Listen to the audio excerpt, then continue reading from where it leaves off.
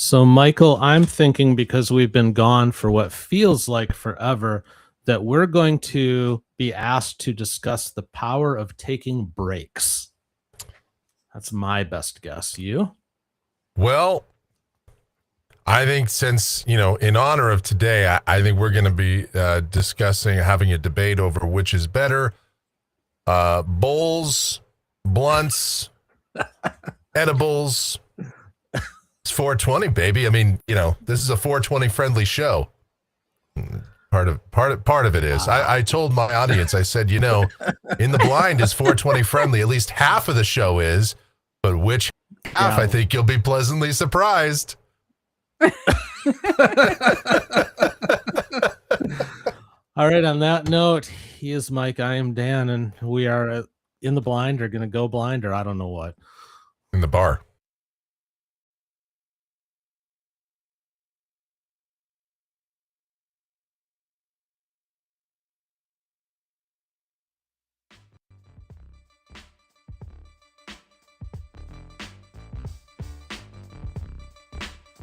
When the cat steps in front of the buttons, the intro music is late. I love this show. In the Blind with Mike and Dan and Beth and a cat that will interfere with everything that we do. Good to have you all here. Yeah, it is 420. So maybe that's what we're going to talk about. I don't know, but we just don't know. And that's the format of this show. If you haven't been here before, it's real simple. Mike and I are literally in the blind. No idea what we're going to talk about. That's up to Beth, sitting across from me with a devious look on her face, who is ready to make our lives interesting. She'll bring us 2 topics today. We will debate and discuss each for 20 minutes. And then after that, the true-false lightning round where the fun really begins. Ooh. Ain't that the truth? Shall we? Yeah, I'm just waiting to see what the cat... To see if she's going to disrupt anything else? Yeah. All right. Okay, I think we're good. All right, let's try this. It's been a while. Might be rusty. But since it's been a while, we're probably only talking to like 4 people, so... Yes, 4. Okay. Good guess. Anyway, are you ready? Yeah, let's do this. Okay. Sometimes you see something go wrong, and the first thought is, how did nobody catch that? Not one person, not one step in the process, nothing stopped it. Because in theory, most systems, especially in business, media, or institutions, are designed with layers of checks and balances. There are supposed to be safeguards, oversight, multiple points where someone can step in and say, wait, this doesn't make any sense. And yet, we still see situations where things don't just go slightly wrong, they go completely off the rails. Decisions get made that seem obviously flawed in hindsight. Problems build quietly until they suddenly collapse. And sometimes the people inside those systems can see the issues, but nothing actually changes. There's even a phrase for it: tripping over dollars to save dimes, where short-term decisions end up costing far more in the long run. And what's interesting is this doesn't seem to be rare. It happens in corporations and organizations and systems that should on paper function smoothly. So it raises a bigger question. If systems are designed to prevent failure, why do they still fail in ways that seem so obvious? And when something is clearly wrong, why doesn't somebody stop it? Okay. There's a lot of places we can go with this one, Michael. You? And Dan and I have some personal experience from the corporate world on this one too. Yeah. The first thing that comes to my mind is not a current event. And it might come to my mind because earlier today I was pushed a video on this. I didn't watch it, but it was in the feed. And that is the Space Shuttle Challenger disaster. It's funny that's a great example. All of the warning signs that were there, all of the recommendations that they don't launch, it's too cold, this won't work, we have a problem with these O-rings, all that kind of stuff. And yet the powers that be said, it'll be all right, and launched that sucker. And what was it, 76 seconds into flight? Yeah. What about the, I forget the name of the business, but the guy that was taking people down to see the Titanic? Oh yeah. That was an Uh-huh. epic failure. Oh, yeah. And everybody told him the way you are building this sub does not work. He was like an aerospace guy. So Yep. he's building planes. He's using these composites that were great for that. And everybody was telling him this is not going to hold. Yep. And it didn't. Ego plays a huge role in some of these things for sure. In the case of the Challenger, I can't even, as much as I've watched on that over the years and as much as that was discussed, some of that just came down to, I think there was almost this, my theory on this has always been that they just wanted to push that because of the PR aspect. Hey, we've got this school teacher, Krista McCall, we've got, that's all part of it. This is going to be great, the space program, because, there was some loss of interest in the space program through the 80s. And I think that was part of the whole revitalizing the interest level in it. And certainly there was a lot of hype leading up to the launch of the Challenger. And then that happened. And then that was the end of the space program for over 2 years. I don't know about you, Dan, but I listen, I was in school when that happened. Mm-hmm. It was roughly 9:30 in the morning or 9:40, something like that. We were right after the launch. Then we were going to go to recess. And then that happened. And a lot of kids in the school were watching that live. And then recess was very awkward. Like, we all sort of awkwardly left the room because after what happened, and we're kids, we didn't know exactly, what had gone wrong. And then we came back later and found out, indeed, they're all dead. And that was such a weird thing. But yeah, that's a great example, Dan. I have to say, that's not where I was going. But that's a fantastic example. I was just going to go with, because over on the other channel, we watch Court, and the justice system. I mean, there's how many things have gone wrong over there.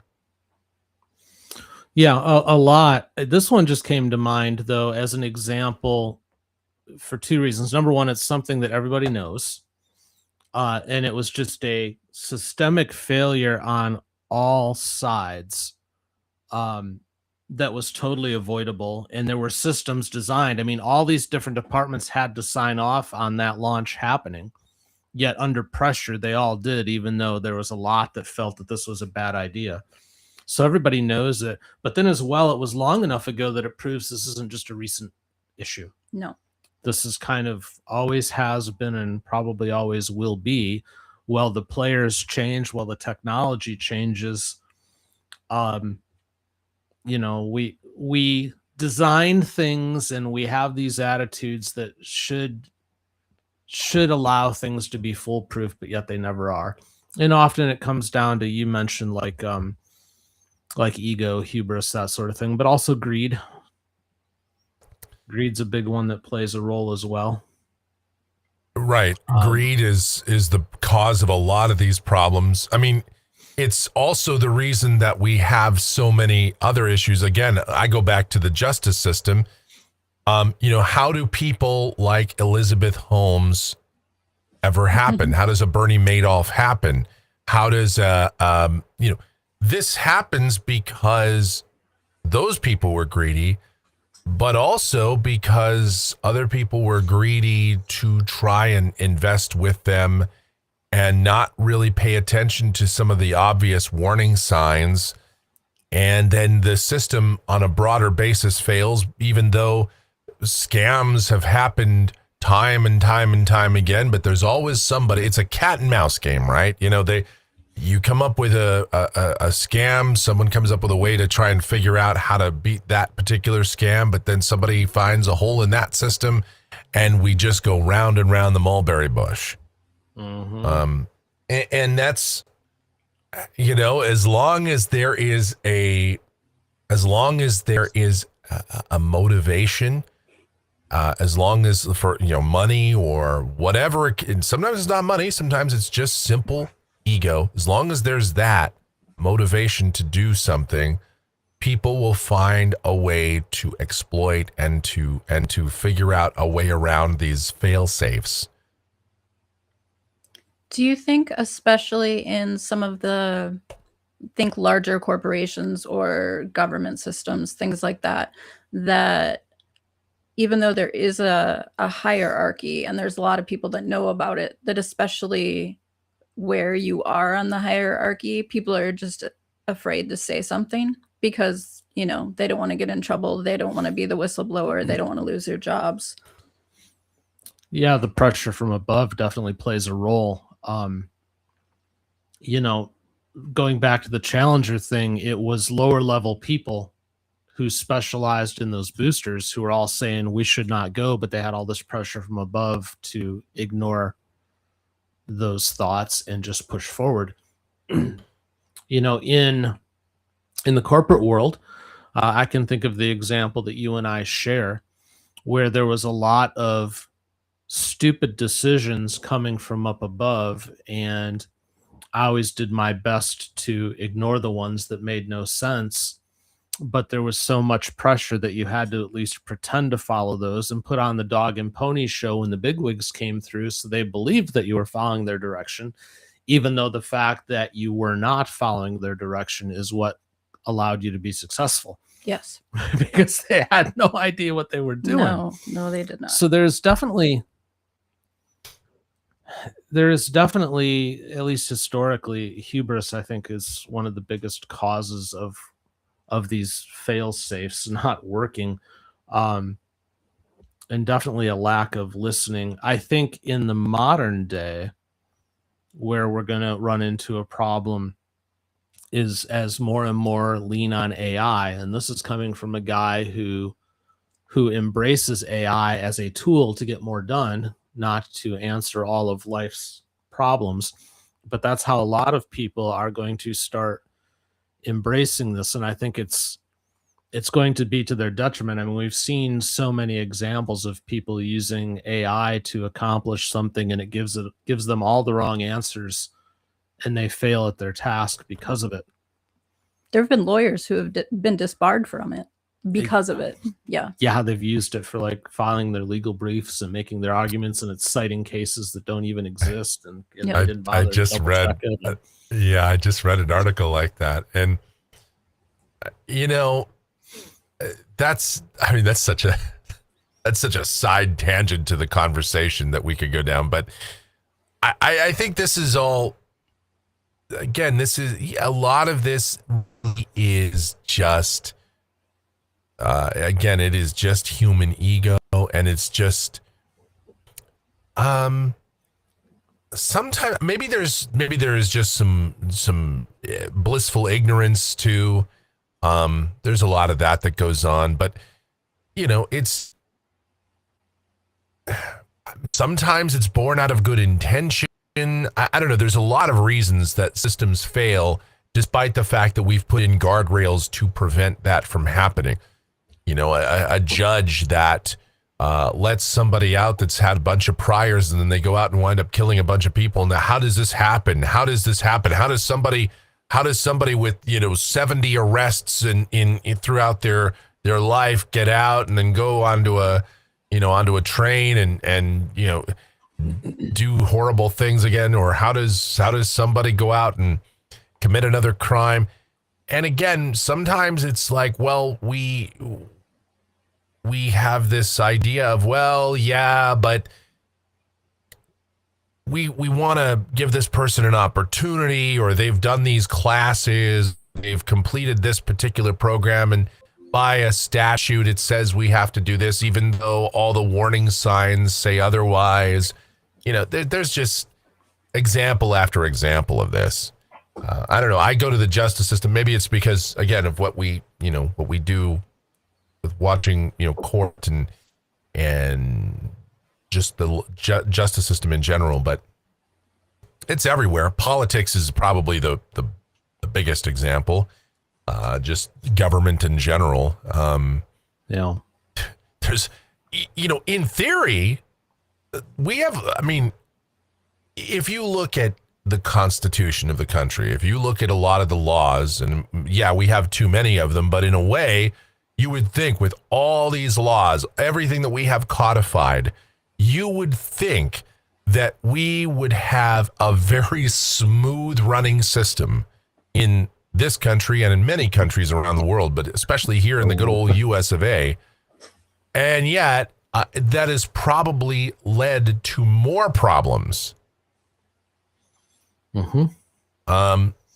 Because while everything theory is one thing, like on paper, yeah, sure, it looks great, sounds great, everything's running wonderfully on paper, but then when it comes to in practice, yeah, again, it's the greed, it's the ego, it's the tribal politics aspect of it, it's that struggle for power, it's all of that leads to these systems ultimately either being ignored, that's why they fail, or it's because people find a way around it for their own ends. That's so, this is, I get the question is, and maybe that's not where we should go with, but I mean, it kind of makes you wonder, how do you asking the questions, by the way? Yeah. Well, but how do you fix it? I mean, that's the logical part of this discussion is, how do we fix it? Well, I was just thinking about that, and I don't know that the answer is fix it. Ellie is attacking a bug on the other side of the window here. She's just like jumping at the window. Anyway. Yeah, so if we go offline, it's because she bounced back onto a computer. No, I think that the answer isn't so much fixing it as it's adjusting and maintaining it, and that does not happen either. Any system that you put in place, no matter what it is, has to constantly be followed up with. It's not just good enough to put in a system and say we're done. Yes. I mean, look at the fact that here on ITB we took off a week and a half so that we could make some adjustments behind the scenes so the show would run better. But even then, and there are some things that are set up better for us now. It will do better. However, even then the cat. But yeah, even then the cat messed up the intro, so I got to figure out if there's a better way to do the intro. So if the cat steps on the computer, we don't have this problem again. But I guess my point is that it's not just good enough to put something in place. You have to put it in place, and then you have to evaluate it and say, okay, where are the holes? What's good and what's bad? What do we need to adjust? Right. How can people get around it? How will this possibly collapse? And then continue to shore it up. But that's where laziness kicks in, isn't it? I was just going to say, this is like pattern recognition, and the fact you pointed out the Apollo mission, that is proof that this isn't new. So people generally are smart. This should be like a known quantity. Well, I will say it was Challenger, but you said Apollo, and that's actually a good example of where they found a hole in the system and actually patched it up. Apollo 1, the astronauts were killed on the test pad because it was a completely oxygen-rich environment, and there was a spark and it started a fire. Yep. So they halted the whole thing, and they're like, all right, we have to figure out how to shore this up. And they took the time to do it so that they wouldn't have that accident again. That's actually a good example of taking your systems and refining them based on what you've learned. But so often that doesn't happen, and it especially doesn't happen with government. I mean, they put something in place and they're like, all right, we're done. Yeah, I mean, they'll build a whole other project on top of that one to correct the errors of the old one, but not eliminate the old one. Yes. So then it just layers bureaucracy. I was just going to ask if, for both of you, if you think is it more system failure, like design flaws, or is it actually human nature that is the bigger problem here? For me, human nature. Because human nature is not only is the human nature to like get around stuff to circumvent the system, but it's also human nature, as I was just discussing, to be lazy enough to not improve the system, to not find out its flaws and shore them up properly.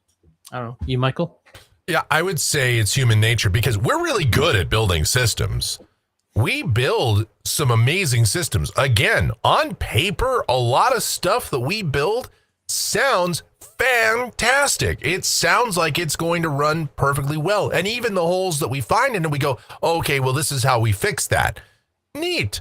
But then in practice, well, people find a way to enrich themselves or a means to their own ends or whatever the case, or because humans are flawed and, you know, they may come up with systems that work, but because people are flawed, those systems don't work as they are intended, or, you know, whatever, a number of factors. So, yeah, I think it's just human nature that causes all of this. Yeah. I mean, I mean, some systems are built terribly. You know, I'm not saying that every one is great, but yeah, I would just say generally it's human nature. Well, the ones that aren't built great are probably human nature too, because that's laziness in the build, isn't it? Yeah.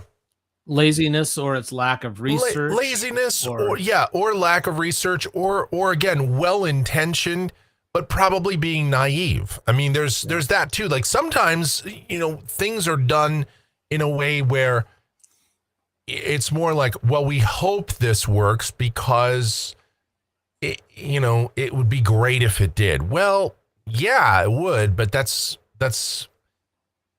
building on hopium is going to, you're going to lead to disappointment. Like that's the problem. The radio business is a prime example, or the broadcast industry in general is built on a lot of hopium and ego, and there's just so many things, and not listening to people that have more wisdom, and bureaucracy. It's kind of like a mini version of the government, the broadcast is. I think a lot of companies kind of feel that way. Yeah, I mean it's true for a lot of big corporations. They have their own guys that'll tell you how great it is. And again, broadcast biz is a fantastic, and I'll say radio in general. Radio business is a fine example where people within it, it's sort of this self-congratulatory sort of, no, everything is going fine here.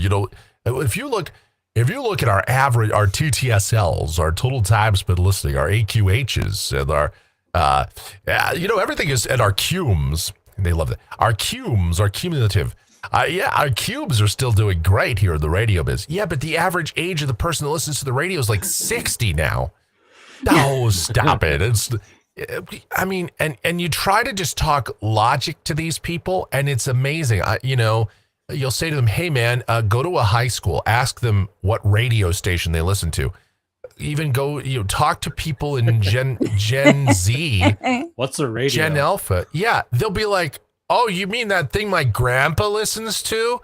Like, young people don't listen to and people like me tried to tell these guys 25 years ago what the future was going to look like, and they wouldn't listen. You have to build on content.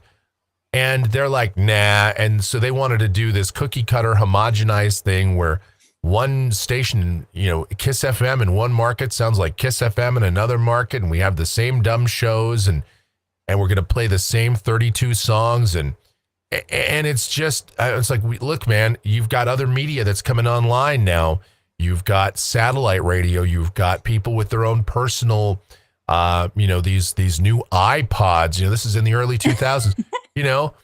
This is going to ultimately cost you. Oh, no, it's not. People are still going to tune in. See, look at our cubes. Our TTSLs are still great. I'm like, all right, man. And yeah, 25 years later, it is an industry. I mean, it's like the newspaper biz. It'll never be totally dead, but it's just always going to be a shadow of its former self.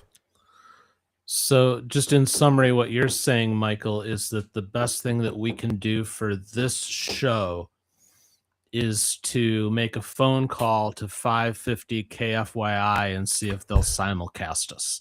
and that will be our road KFYI. to success. Yes, you talk. I mean, there's a great That might example actually locally. help your Yes. channel.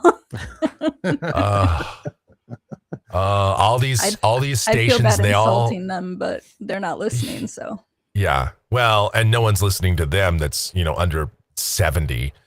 no. You talk about a fall from grace, a station, a once mighty station in this market, a mighty talk station in this market that started just over 40 years ago, and was the home of many famous broadcasters or well-known local and national talents that came out of there. Talent might be a loose word for some of the people, but they had successful careers. And over time, again, ego and hubris, people not listening to guys like me, and I don't want to give myself too much credit. There was a lot of other people that saw the tea leaves, read the tea leaves, and said, hey, you got to do something, or else. But they're like, nah, man, AM radio is going to be around forever. It's going to be relevant for the rest of our lives.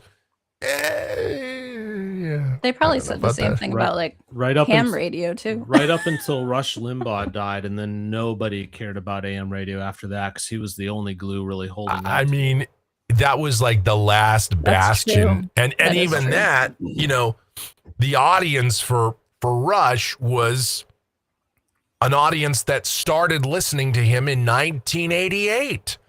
Yep. And so by the time he died, 2021, those people had aged, 32, 33 years.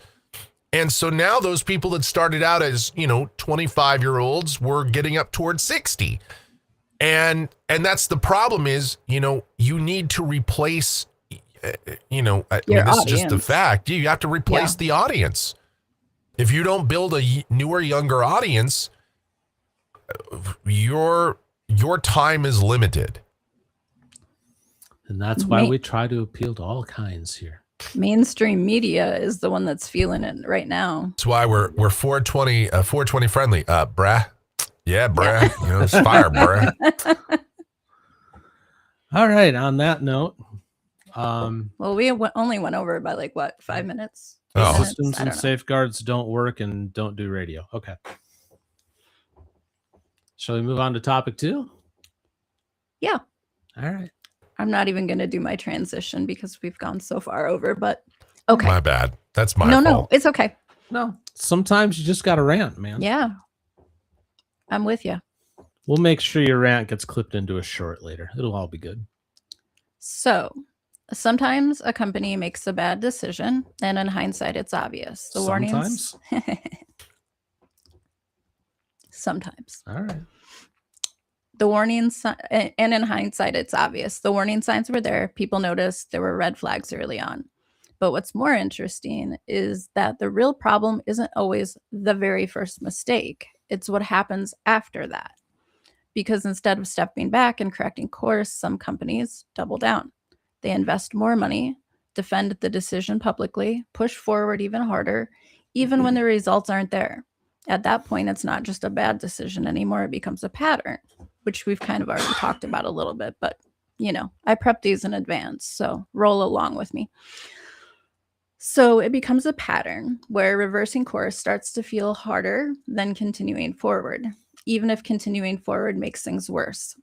There's even a concept for this, the idea that once you've committed to something, time, money, reputation, it becomes psychologically difficult to walk it back.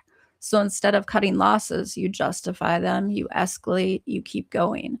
And sometimes that's the moment where a mistake turns into a collapse. So it raises a bigger question. Why do companies double down on decisions that clearly aren't working? And at what point does commitment stop being persistence and start becoming self-sabotage? At some point, it stops being, we believe in this, and starts being, we can't admit we were ever wrong. Well, that definitely applies to government. Yeah. But yeah, businesses as well. Well, we're just talking about more human issues here, more hubris, more ego. Why the self-sabotage? It's because It's interesting. People can't admit that their path is wrong or that their idea doesn't work. But the reality of things is, if you look at the most successful people in the world throughout time, all of them, the ones that have reached the greatest heights, have failed more than they've succeeded. And they've admitted their failures, and they've learned from them, and they've moved forward based on that knowledge. You learn more from a failure than you do from a victory. Yes. Victories do not teach you much except boost your ego. I mean, you can look at it and say, okay, I did this one thing and that was successful. But what happens is often with a victory is you think that, okay, that is the path to always being victorious.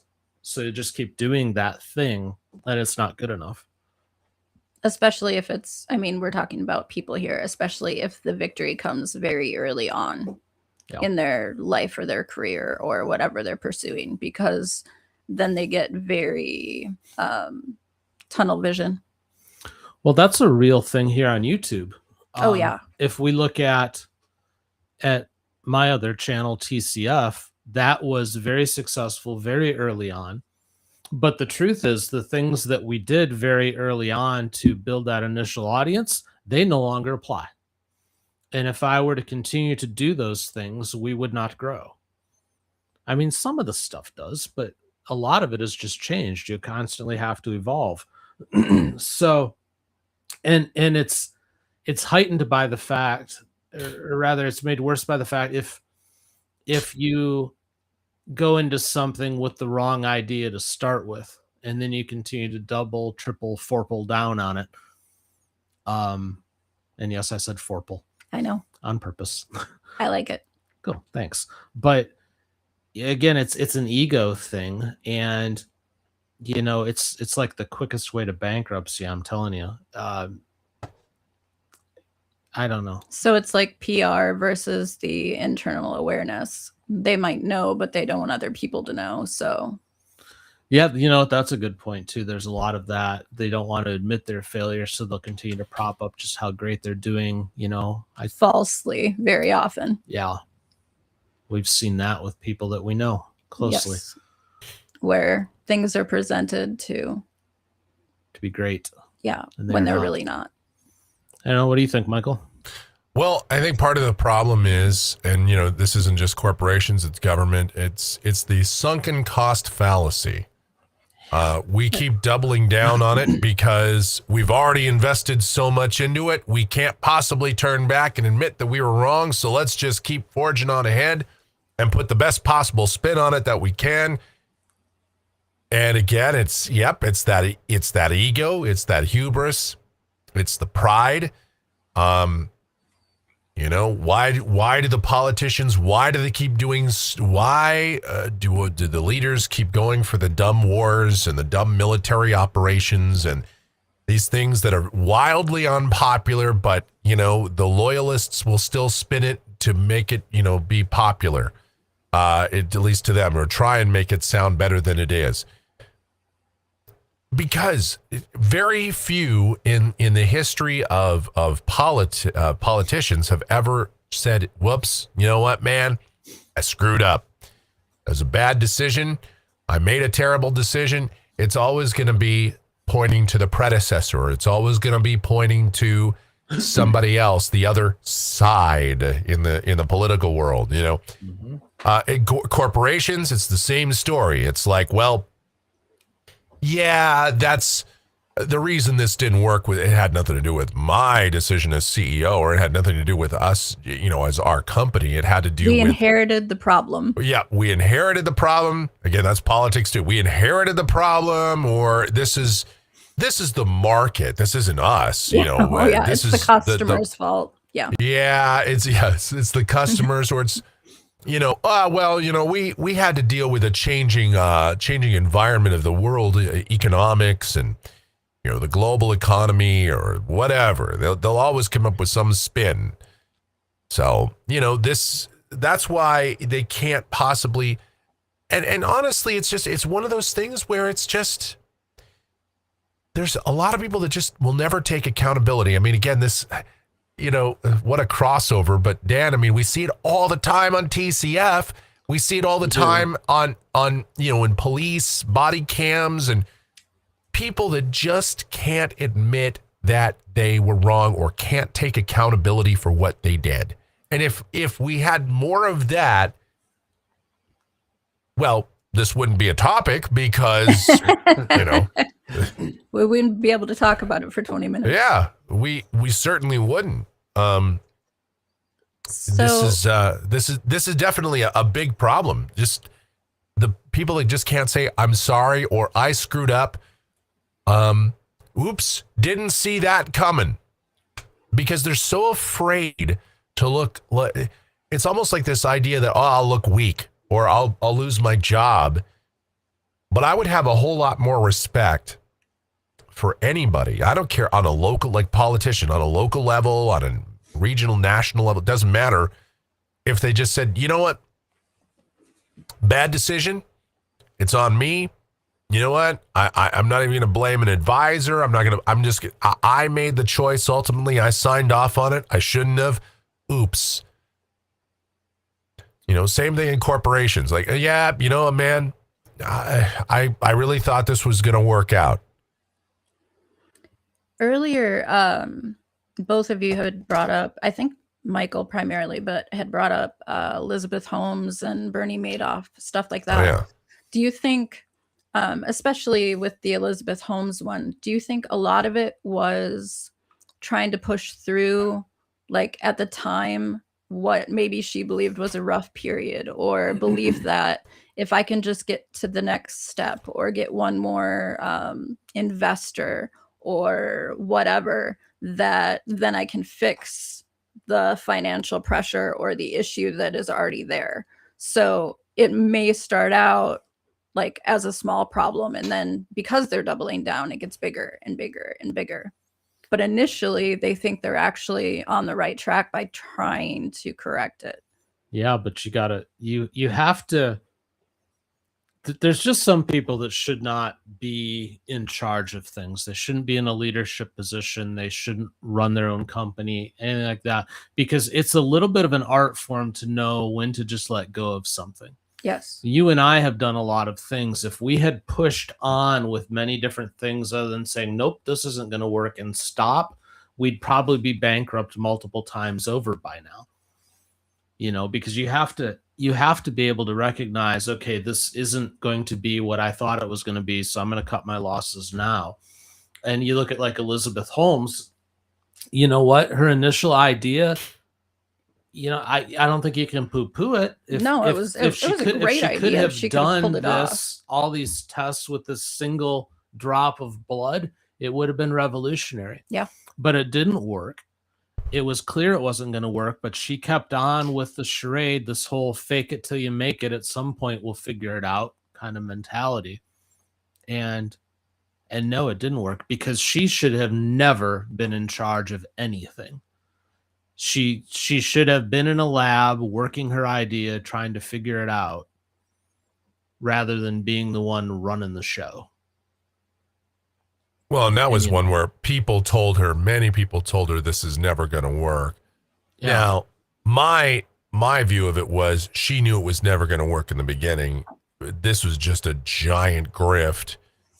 I don't think there was well-intention there. I think that was just a huge grift. Really? But she perpetuated it the whole time because, hey, I got all these guys that want to be in on the next big thing. It's there. That's the thing too, is you see people. How do people get scammed? Well, people get scammed for a lot of reasons, but the big one is because it's the FOMO factor. It's the fear of missing out. And if what she was proposing was even plausible, and somebody was sitting there and she came before them and they missed out on this, and this thing goes huge and it becomes this $100 billion biz or $1 trillion biz, and they miss out. So of course people, they'll hear these ideas, and even if they sound ridiculous, they'll be like, well, one of these has got to hit. So I'm going to invest some money. And you know, but that's one way that people get scammed, right? I mean, you see that it's the FOMO factor. It's, I don't want to miss out. I missed out on the last big thing that came along. I'm not going to get fooled by this. Well, I'm going to get in on it right away. And so, it's just like, those mediums, those guys that talk to the dead, the John Edwards and those other guys, I think that they are some of the scummiest people. As I fight a sneeze. I've been doing that the whole show. Like the seance chiropractor thing from the previous episode. Yes. How do they work? Well, because people have lost a loved one and they want to talk to that person, or they think somebody has the ability to reach out to their dead relative or friend or whatever. And people are, when they are in a vulnerable position, they are much more easily scammed. And elderly as well, just in general. So that's what I worry about too. That's another factor is, all these people, there's so many vulnerable people and people that are sharks that are, willing to take advantage of those people. Bernie Madoff, that scam was going to keep going. His was like great as long as you can find more people to take money from and just shuffle the money around and then, and keep enriching yourself. I mean, he could have kept going forever on that, so long as somebody didn't go, hey, by the way, how's my investment doing? Can I get my money now? As long as that didn't happen, he was going to be golden. Yeah. So I don't know, man. This again, this is what's going to continue throughout human history. I don't think we're gonna build more guardrails, but we're never gonna stop it. So this is probably a little bit of a tangent, but that's sometimes what we do here. What do you think is the motivation behind these people when they start with a mistake or a choice, depending? I would argue that, to go back to Elizabeth Holmes, I would personally argue it was a mistake. I think she legit had an idea, but she couldn't make it work. You think it was a choice. You think it was a scam from the start. But what is it that leads these people to allow it to so colossally blow up in their faces? I mean, because you could play a shorter game with that sort of thing, even if it was intentional, even if you knew it wasn't going to work. She could have easily ran this thing for a few years, made several $1 million running this company, and had that in a bank account because she's paying herself out of the corporation, and then go, you know what? We couldn't make it work. We're done. Instead of ruining, and still had money to go on and do the next thing. What is it about these people that when they see something isn't going to work, that they just, what is it about it that they'll just keep going and going and going, even though the end result, for like Elizabeth Holmes and Bernie Madoff and stuff, the end result is the loss of your freedom. I think they get to be, they think they're invincible, maybe. Yeah, I was just gonna say, I mean, I'm not a doctor, obviously, and I'm just hypothesizing, so everything I say, take it with a large grain of salt. But I often wonder if there's a psychological component there, because there's definitely similarities between a lot of those people when you look at their personalities. And again, going back kind of to the tunnel vision, it could be tunnel vision. It could be, not to go all Freud here, but it could be just such an inflated ego that they believe, like a God complex, that they can't fail. They're never going to be Icarus. They're not, you know what I mean? It's just, yeah, but they're always Icarus. I know. They're always, and nobody seems to learn that lesson. I know, but that's why I it's said just I wonder. insane. I wonder if there's like a common chromosome or something. You know what I mean? There has to be something, because you and I, we're trying to build something here, and we have a place where we want to go. But I'm not interested in enriching myself and then have it all taken away from me because I did it wrong. Yeah. I would rather not have it at all. Yeah. Yeah. Personally, because for lack of a better way to put it, what a mind fuck. Yeah. To get all of these things and all, achieve all of this stuff, but it's built upon sand, and then the whole thing collapses and you lose it all. I can't fathom that. But so many people do it, and so many people try it. Yeah. And it once you it's start so to see the damaging money, to everybody. Pardon? Yeah. Once you start to see the money, Dan, like it's easy for us to sit here and say, yeah, these guys are scum, and then these guys, how do they do it? But it's another when you start doing something and suddenly in your bank account there's 7 and 8 digits. You got tens of millions of dollars in your bank account, and you almost start to believe your own hype. You start, and then you think, you know what, man, I'm a smart person. I can talk my way, even if I get in trouble, I can talk my way out of it or through it. I'm not like these other people. It'll never happen to me. Whatever rationalization. But this happens with criminals too. They always think, hey, I've found the way I can be the next, the next B2K killer, or what. I could be the next, whatever, because I know better. I know how to do this. I found the way around. Those guys were so stupid. This is how they got caught. I won't do that. Whatever. There's all sorts. Again, it goes back to what I've said before about just ego in general. I mean, that's just it. That's all it is. It's, everyone thinks, well, it won't happen to me. Fair. I don't know that everybody thinks that. A lot of people do, though. Well, maybe not everybody. I mean, some people just think, again, they sort of just buy into and sometimes it's other people that have hyped them up, and they think, well, I got all this support from other people, or I'm what I'm doing really isn't wrong.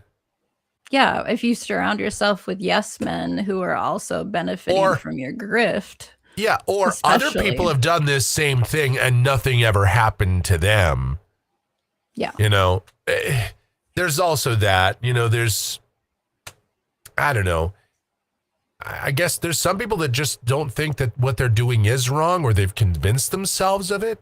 And so, in their mind, it's not. I don't know. There's a lot of reasons. That's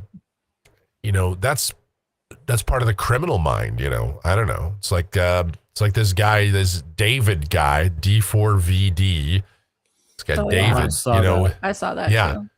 Too. Michelle has followed that case quite closely, and it is a strange.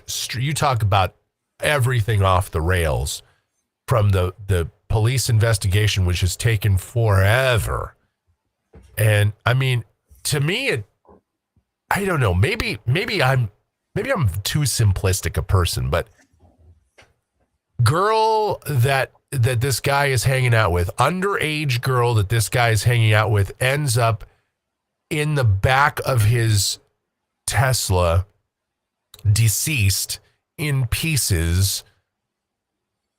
I don't know. You don't have to exactly be Lenny Briscoe to solve this one. I don't think. I don't know.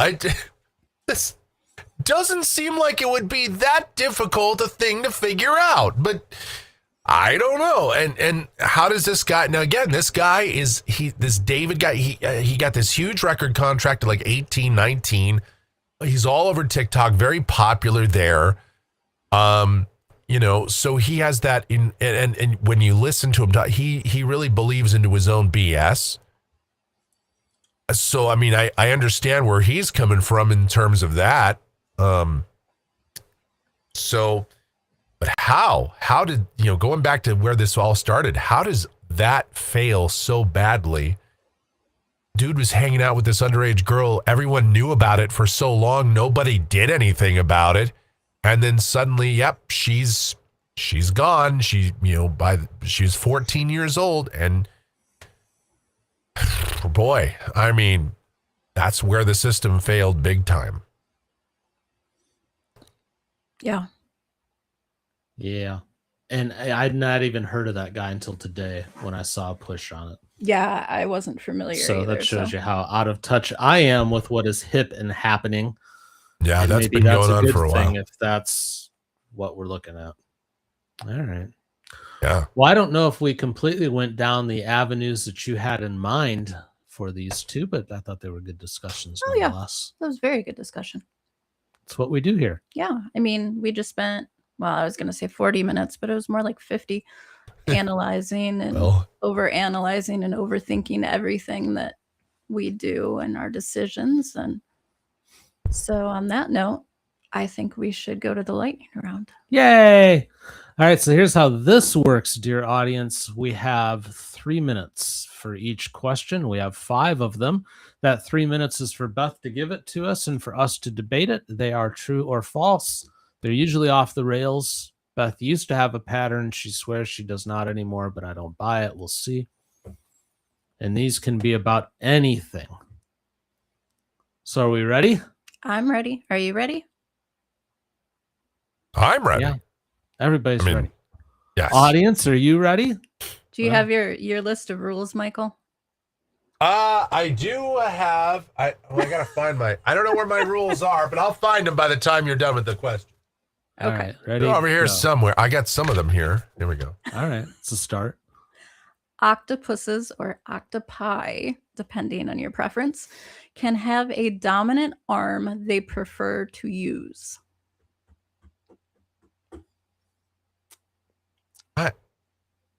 I would buy that. And they got lots of choices. Yeah, I could see that. I've always Nature's wanted one, weird. by the way. You've always wanted an octopus or Yes. an arm? Well, I have enough arms for now, anyways. Okay. I could use a couple more arms. But no, I've always wanted an octopus. I used to have the aquariums. Yeah. But you gotta like really make sure that those suckers are well contained. Oh yeah. Because they'll open jars and open lids, and next thing you know, they're crawling across your living room. And yeah. Do you remember a few years back during one of the hurricanes in Florida? Coming up the sewers. Yeah, one came up through the sewers onto like the 4th floor of a parking garage. Yeah, they're pretty nuts. They're incredibly intelligent. Probably alien. You know, we talk about the flying saucers and whatnot that are coming out of the oceans. Has anybody considered that it's the octopi? That's an interesting theory. We might have to talk about that on a future show. They are weird. They're weird, incredibly intelligent, and probably not of this earth. But I would buy that they have one that they favor. That would not surprise me. You, Michael? Yeah. It would not surprise me either. I'd say that's true. I mean, it's weird and not of this world. Also, that could apply to cats. Mm-hmm. Mm-hmm. Oh, yeah. Ellie is right pod. Whenever she'll go at me, the first thing she's going to do is she's going to bat at me with her right paw. She's right pod. Yep. Absolutely. So are we locked in at true? Yes. All right. Tell us we're wrong. It is true. Okay, cool. It feels weirdly relatable because it's true. Octopuses or octopi prefer certain arms. Bless you. Kind of like how humans are right or left-handed. They'll consistently reach for things with the same arm over and over again, which means even with 8 options, they still pick a favorite. It's been observed in lab studies. It's linked to their complex nervous system. Each arm has semi-independent controls. And yeah, they've studied their behavior patterns, and they have one that they prefer. Ashley says in the chat that Sabrina is left pod. Oh, interesting. So yeah, You know, now that I think a about literal it, southpaw since she's in Georgia. Yeah. I think when I think about it now, I think Freya is right pod as well. Not that I mean, I've seen her do stuff like this with the left, but a lot of the time it's her right. You know, it's funny now that I kind of think about it. Everybody's going to be watching their animals tonight, trying to figure out. Yep. All right. All right. Cool. 1 for 1. Number 2. Mhm. All right. Go. Scientists have discovered something that actually travels faster than the speed of light.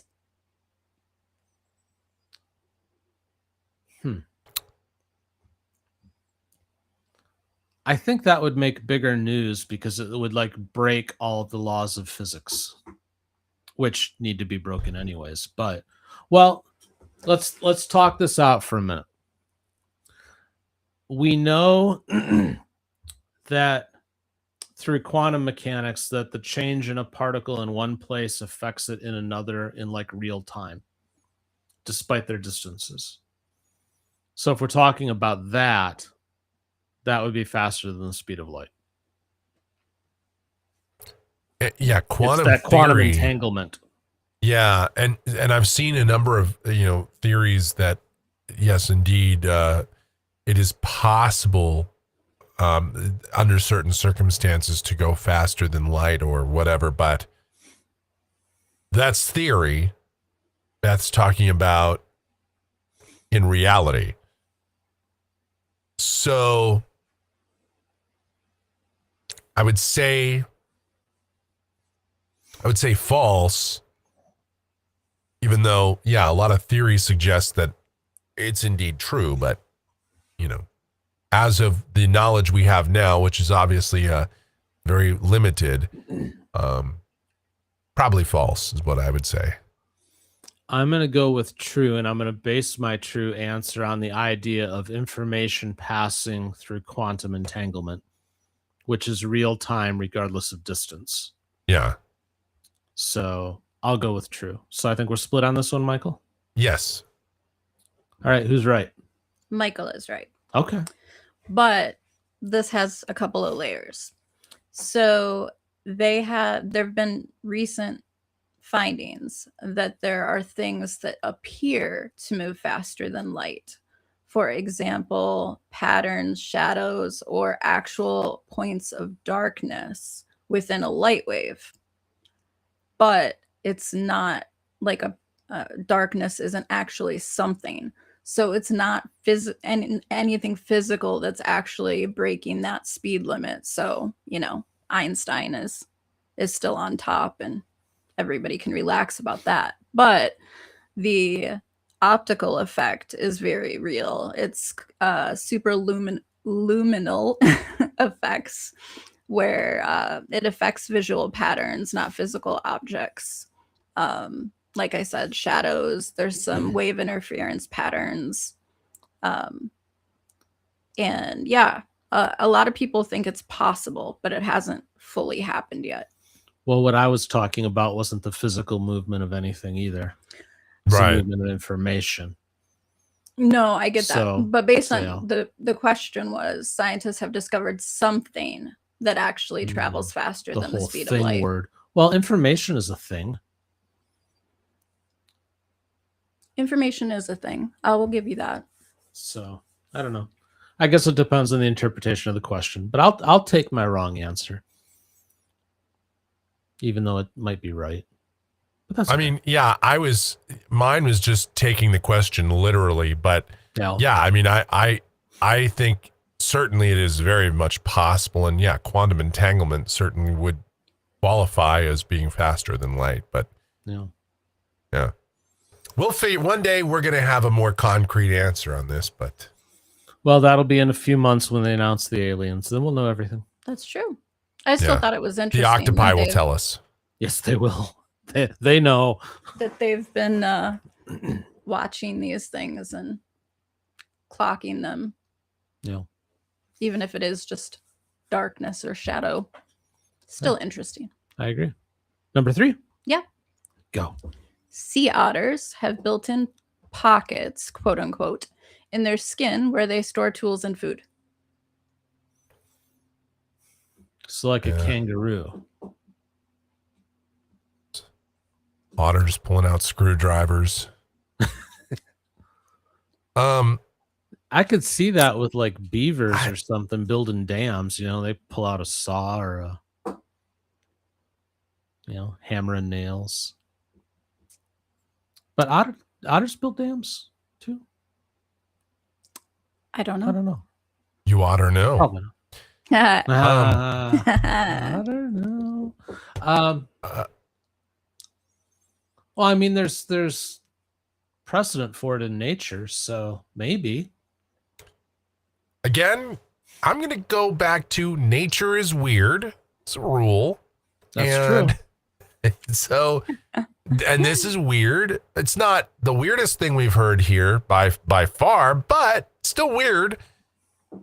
Yeah, I believe it.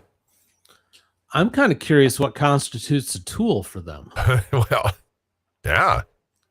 I mean, is it like a bone or do they have a contract with craftsmen? Yeah. Take out a belt sander. I mean, what's going on? What? Uh-huh. Do they just do they raid villages and like pick up random things? Yeah, you're going to get an otter for your shop, Dan? I mean. Do you find the keys to a Volkswagen Scirocco? Chevy Nova. These are the questions. Right next to a butterscotch. Uh-huh. Exactly. Well, because you said food too. I know. So yeah, butterscotch, some black licorice. Ugh.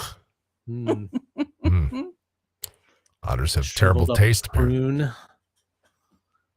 Huh. And one random after dinner mint. Yes. I'm going to go with true. Yeah, I will agree. I say true as well because nature's weird. True? Yes, it is true. Yay. And nature is weird. So, sea otters have loose skin under their arms that folds and forms into a pouch, and they use it to store rocks, food, and tools while they swim. So, some of them even have favorite tools. So, otters are on GLP-1s is what you're saying? Yeah. Okay. So, some of them have favorite tools, like a favorite rock that they keep and they use over and over. They're actually kind of genius because they'll use the rocks to break open other seafood and whatnot to eat it or to solve problems or whatever. But yeah, they'll just like if they want into like a clam, for example, they'll just start beating it with a rock until they open it. All right. Yeah. The low tech way, but yeah. But they're one of the few animals that's known to consistently use things in their environment as a tool. The more you know. Yeah. Yeah. I thought that one was kind of interesting. Yeah, very cool. All right. Number 4? Yes. Go ahead. During the Salem witch trials, people accused of witchcraft were burned at the stake. Yes, I know we went from otters to Salem witchcraft, but that's what we do here. People who were accused of witchcraft were burned at the stake. No. False. Why false? Because it's too easy for it to be true. I don't think they were accused of witchcraft. I think they were accused of other things, if I recall correctly. But direct witchcraft, I don't think so. Okay, what do you think, Michael? I thought, I mean, my recollection of this is that it's true. But sometimes these questions gaslight me, and then I go, That's the whole I point. remember that being true. I that was such a, I remember this for sure. But, they'll say, well, they weren't actually, burned at the stake. They were beaten to death and then thrown into a fire, or like, like it's still like technically burned, just not that way, or it's one of those things. So, but I mean, I know the Salem witch trial. I know there were people burned. It wasn't that they were burned at the stake. It was that they had their stakes burned. They were condemned to burned food for the rest of their eat well done steak. Oh, see, yes. I thought you meant they were accused of time out. Crimes. The Kaz man. Good evening. It has been so long since we've seen you. Welcome back. I'm good now. Okay. Kaz is back. Oh, Kaz man. Yeah, nice. Nice to see Kaz. Good to see you. It has been a while. Yes. All right, anyways, sorry. I thought you were going to say they were accused of culinary crimes. Culinary crimes, right? Yeah. You've been accused of putting pineapple on pizza. Yep. No, this has to be false. Because being true would be too obvious. I mean, I agree with you, Dan, but I'm gonna be the test case. I'm gonna be the guinea pig and go with true because I really do think it's true. But I mean, your logic is very sound, but I'll go with true. All right. Okay. It is false, but I will agree with you, Michael. Most people think it's actually true. So, and it's not one of those gotcha things. No one in Salem from the witch trials was ever burned at the stake. The people who were executed were hanged. Burning was used in Europe, but never in Salem. So the image that most people have in their heads is wrong location, wrong method. And surprisingly, as I was doing my research, there were only 19 people that were hanged. And from what I remember in school, it was made out to be a much larger thing. Well, yeah, thousands. Yeah, I knew the number was small. But I really thought that and maybe I am confusing what I heard because I know in Europe, I remember hearing that too. So I guess I assume that that's what happened there. I don't know. It's one of those things where you hear about stuff and then you just kind of confuse it with everything else. And they weren't even all women, which is yes. how most people remember it. It was 17 women and 5 men that were actually hanged. Kaz, pineapple on pizza equals Italian death penalty. Nice. That's right. Yeah. Is it the Joan of Arc thing? Do we just picture Miss of Arc and see her burned at the stake, and then we apply that to everybody else? I don't know, but I feel like even like if you'll see Halloween shirts and stuff like that that'll reference like Salem and the witches and all that kind of stuff, and I feel like the majority of it still kind of has that false narrative around it. Yeah, I think it's just one of those things that people either learn wrong to begin with, or it just evolves in your head. I don't know if it's really a Mandela effect type thing, but it's definitely interesting because, again, in my brain, I was like, yeah, they were burned at the stake and there were hundreds of them. No, that's not what happened. So much of what we're taught for history in school is just garbage. Yeah, absolutely garbage. Alrighty, number 5? Yeah. All right. If you're ready. Yeah, go. There is a species of ant that can intentionally explode itself as a defense mechanism. Well, weren't we on a bug the other day that had like a blowtorch in it or something? Wasn't that like a beetle or something? Or yeah, it was a beetle that would like fry your ass if you got it could flash fry a buffalo in 40 seconds. Then there was the shrimp with 40 the seconds. I want it now. And then we also talked about ants that farmed other things and milked them.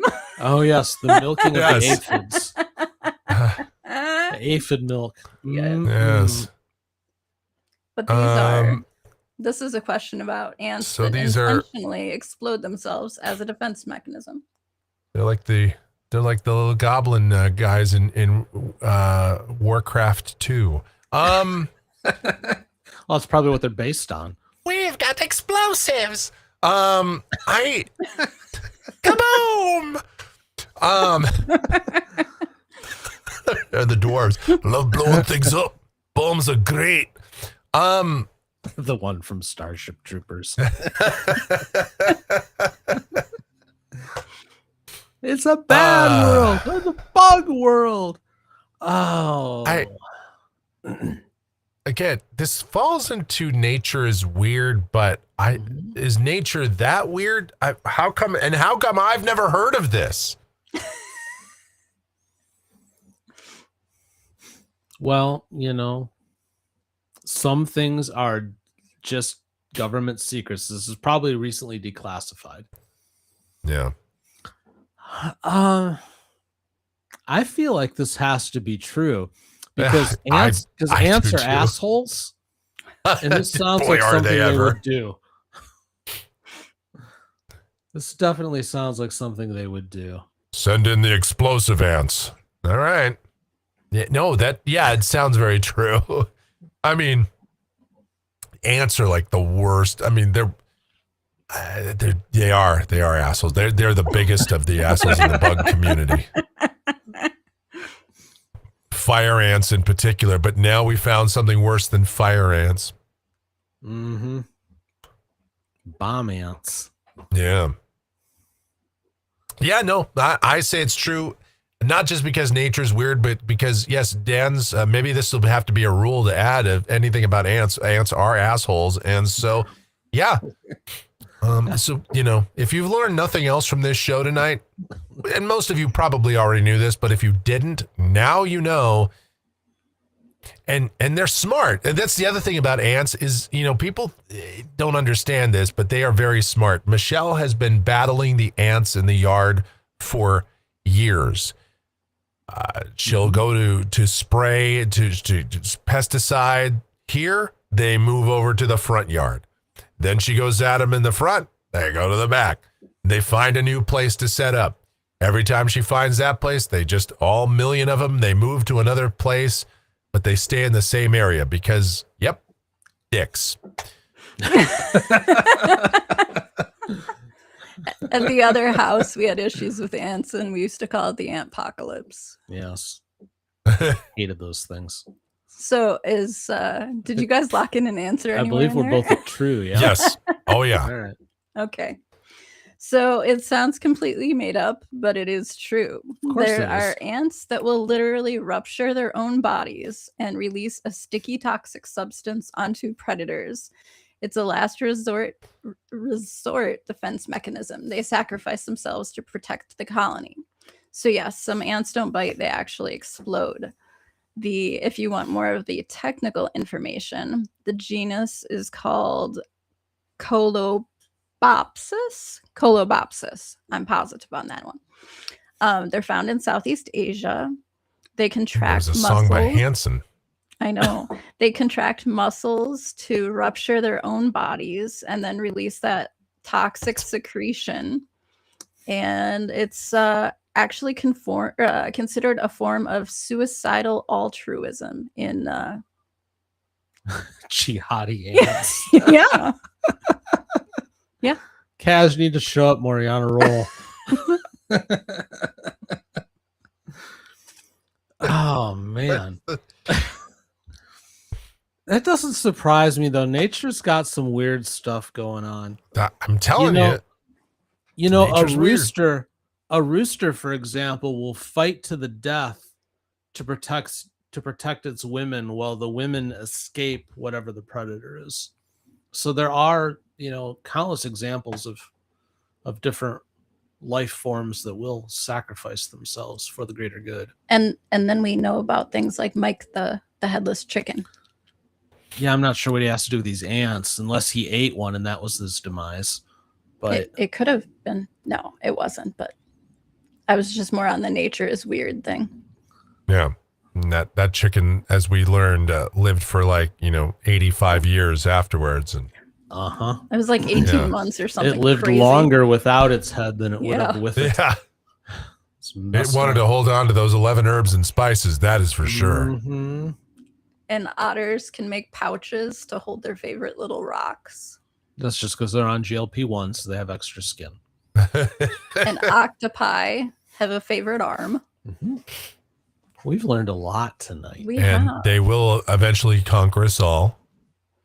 Oh, I think that's a given. So I made a connection. I hadn't thought of this before, but the Salem witch trials, they should have just brought in the explosive ants.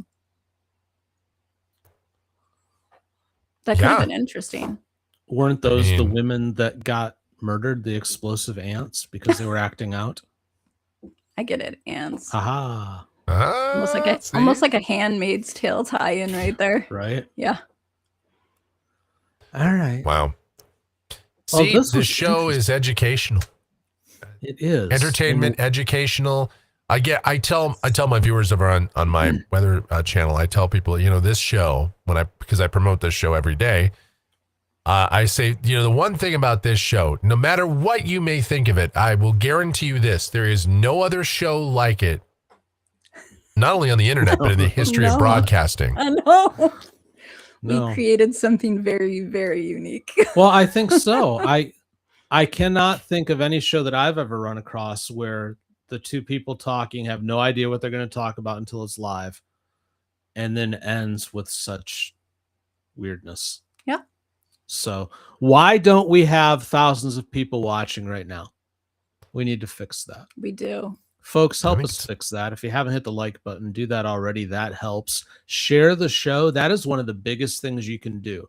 If you're on X or wherever, if you posted this thing on your X account right now, or your Face Space, or your Insta Dudes, or wherever you kids hang out nowadays. The Tweeter, the Face Bag, all those places. all of that stuff. If you just posted it over there, we'd take right off. Anywho, this was fun. Do you want to do it again on Wednesday? Yeah. Absolutely. All right, we'll do it again on Wednesday then. 7 p.m. Eastern, 4 p.m. Pacific. I was going to say a half an hour earlier if you're a channel member, but that's the other channel. That is the other channel. Half an hour earlier if you're Dan or Mike. Or Beth. Yep, we gather beforehand. It's fun. Yes. But yeah, we'll be you can find me tomorrow morning over on TCF, 9 a.m. Eastern, 6 a.m. Pacific. You can find Mike over on his channel for his Phoenix weather discussion whenever he chooses to post it tomorrow. Seems like it's been earlier lately. Except for today. But yeah, generally we've tried to get that up there a little bit earlier. That's cool. Yeah. And if you want to deep dive into any of these weird things that we've discussed. Yes, itbshow.com. Go over there, sign up for the show notes, and those will be emailed to you shortly after the show. It's got all of Beth's research and her prompts in case we get stuck, and her links to all of the facts behind her stupid questions and everything. You can read about the exploding ants. Yep. Yeah, you will learn more. So do that if you haven't already. All right, guys, this has been fun. We will see you on Wednesday right back here. Take care. Bye. Bye. Bye.